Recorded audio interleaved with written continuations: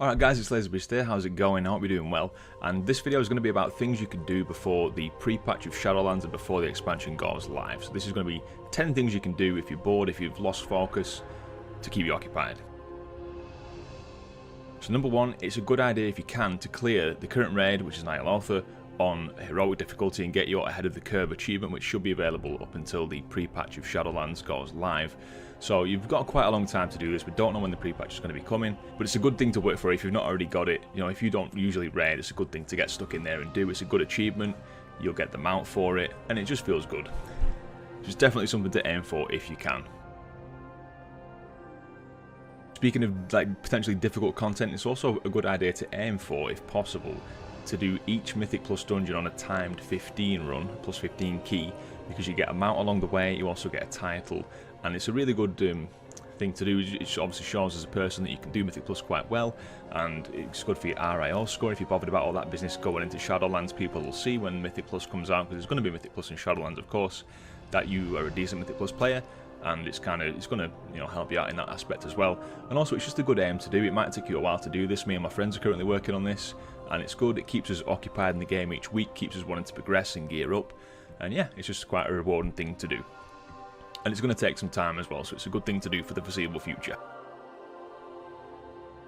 Another thing you can do going into slightly more relaxed content is to finish off things like Nazjatar and Mechagon, like the meta achievements there, because you're probably not going to want to come back and to do these when Shadowlands is live. You're going to want to spend all your time in there, in the land of the dead, so why would you want to come back to these zones? So these things take quite a long time to do, and some of the things for these achievements you can't do each day, like you might have to wait for a certain daily quest to go live, or you might have to wait for a certain rare to appear, things like that, especially in Mechagon, and some in Nazjatar too. So there's mounts and things along the way that you can get, and titles and all cool transmogs and all that kind of stuff, so it is worth doing these, and it's going to take you a long time to do them if you've not already started, so that's worth working on.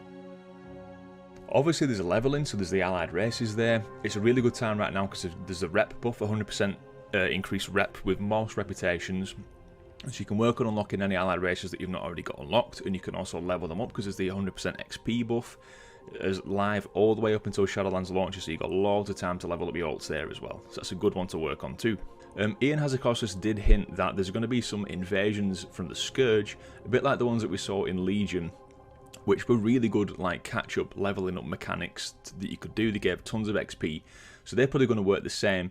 If you've got characters that you want to level up, you might as well just do it now because of the XP buff there. That it's 100% XP, it's a lot. You might want to wait until the pre-patch goes live to level up then. We don't know yet as well if the leveling revamp is going to come in the pre-patch or if it's going to come in Shadowlands. If it comes in the pre-patch, that's amazing, that's really, really good, and that's what I'm keeping my fingers crossed for. But we just don't know yet, so you might as well level up if that's something you want to do. So something I always tend to do when a new expansion's coming up is prepare all my characters. So some of them it's really quick, and sometimes it takes a bit longer if it's a main character like one of your main alts. So what I mean by this is look at your professions, or if there's any professions that you've not got across your account, it might be a good idea to level up that on one of your characters. Say if you don't have enchanting, for example, get it leveled up. It's nice and easy. What will probably happen is what's happened in the past two expansions, where you don't necessarily need the profession to be capped to be able to then go into the new expansion and craft stuff from there. For example, you can just learn Kultiris cooking, for example, right now, and you don't even need to have already done the rest of the cooking from like 1 to 600. So you might not necessarily need to level up the profession, but it's a good idea to kind of get stuff and, you know, get things like, even if you just get like a blacksmithing hammer and all that kind of stuff in your bags ready to go, that'll save you some time going into Shadowlands, and it's one less thing to think about. Another good thing to do, which is always worth doing, it's something I always do, is just clear your bags and your bank on any characters that you're going to use in Shadowlands, because it's annoying to get into a new expansion and you get stuck in there and very, very quickly your bags are full, because there's loads of like flavour items, especially if you've done anything like Nazjatar and Mechagon. There's tons of things like spare parts and loads of little flavour items like, you know, on-use effects and all that business that you just don't need anymore. Sell them, stick them on the auction house, just vendor them, whatever, just get rid of them, clear your bags, and then when you go into Shadowlands there's no doubt going to be a ton of new stuff there as well, and you're going to have the space there for it. So it's just one less headache.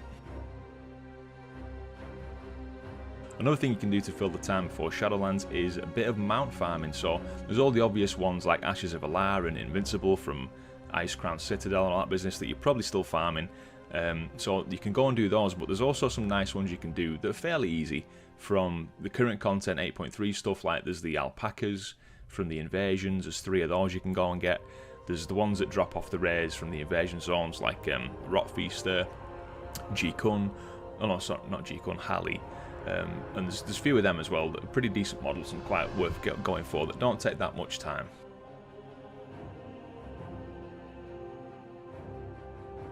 If you're like me and you don't have a lot of gold, you're just one of those people that just gets the passive gold that comes with the game and you stick with that, totally fine by the way. But you may want to make some more gold ready for the new expansion so you can get a bit of a head start. So now is probably not the best time to be making gold, because usually when a new raid tier comes out, people are buying potions and stuff, so that's a really good time for things like herbalism and alchemy to make loads of money. But there's always a good time to make money, and there's always tons of guides on YouTube if you want to make some gold. I don't have any of them on my channel because, like I said, I'm not a big gold making guy, but have a little look around, you'll find some guides there. Even if you just stick to like the surefire ways of making gold, like, you know, you can farm old raids, you can farm rare transmog and sell that, you can get some battle pets and sell those, level them up and sell those if that's what you're into. Or you could just keep doing stuff like emissaries and all that business, and stuff like the Paragon things. If you just do literally the daily content that comes in 8.3 BFA, you'll get some nice gold. And if you're doing it on quite a few alts as well, that's, you know, it's going to stack up quite nicely. So it's not that hard to make money currently. So going into some stuff that's not necessarily like playing the game, look at your user interface, your UI, and if there's things on there that have been niggling you for a bit, you're not quite happy with like your minimap or something, or like your raid frames, now's a good time where there's not much going on. You can start tweaking things around, test it, jump into LFR, whatever, jump into Mythic Plus, test things out, tweak things, try different add-ons. You might want to try like a different damage meter, for example. If you like the look of my UI from any of these clips that you've seen, then I've done a guide on how you can get that. That's in the description below if you want to do that. Obviously, if you have any questions, feel free to ask them in the comments, I'll answer them for you. But yeah, just have a little think about your UI. Do you want any different add-ons? And if you do, go and try them out. So obviously when you get into Shadowlands, like, some of the classes are going to be different, there's class changes going on, but it might be a good time now to try out a different role. So if you're like always a main tank and you maybe done a bit of DPS but you've never healed, why not go and try some healing? Like, if you're bored with your characters now, or especially if you play like a hybrid class, like a druid or a paladin or a monk or whatever, then try a completely different role. It'll spice things up. It'll give you a new list of like gear to go and get. It'll really change your gameplay, and it's just something I recommend doing, which is I do it from now and then. It's like I main a druid, so it's good to be able to play all the different roles. I main a tank. I do enjoy doing balance. I like playing feral, but I don't always heal. So now I've started doing some healing just to get the grips with that. And it's just, yeah, it's a good change of pace in your gameplay, and it just switches things up a bit. There's things you can do outside of the game as well to prepare for Shadowlands, such as clean your PC. I cleaned mine out a few weeks ago. It was dusty as hell. Definitely something that I needed to do. Obviously, it's not good for your PC health overall, just like going forward. So if you need some PC maintenance going on, you might need to update drivers and all that stuff. Get that done, because then obviously when Shadowlands comes, your PC's not suffering. You can just enjoy playing the game. And last but not least, obviously there's always the option of just straight up playing a different game. Nothing wrong with that, that's absolutely fine. But you may want to keep up to date with Shadowlands stuff if you do that. So obviously there's websites like Wowhead that I always follow, check in with them every day, because they're always data mining stuff, showing us new things that are coming. It's all exciting to keep up with it, keep on the hype train. And obviously here on the channel, I'll be updating things as things come out. If I find things exciting or interesting, I'll be making a video on them, so you can always keep up to date with me. So obviously subscribe if you want to keep up to date with all that lovely stuff. So there we go, guys. Thanks so much for watching. I hope you enjoyed the video, and I've been LaserBeast, and I'll catch you next time. Cheers.